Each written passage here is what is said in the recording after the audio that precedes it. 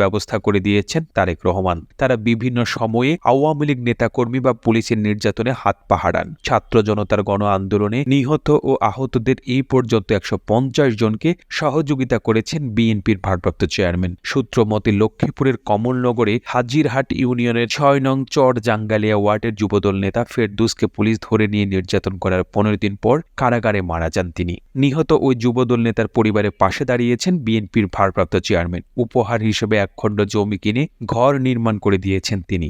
ঘর ও জমি পেয়ে খুশি নিহতের স্ত্রী জেসমিন আক্তার ও 2 সন্তান সহ দলীয় নেতাকর্মীরা। প্রকৃতি এবং প্রাণী নিয়ে চিন্তা করেন তারেক রহমান। বিএনপি ক্ষমতায় থাকার সময়ে শুধু ঢাকাতেই 1 লাখ নিম গাছ লাগিয়েছেন তিনি। বগুড়া খোকন পার্কে 100 বছরের পুরনো একটি জৈতুন গাছ ছিল। সেই গাছটি কাটার জন্য উদ্যোগ নেওয়া হয়েছিল তখন। সেটি জানার পর তারেক রহমান গাছটি রেখেই পার্ক নির্মাণের কাজ করার পরামর্শ দিয়েছিলেন। তখন গাছটি রক্ষা হলেও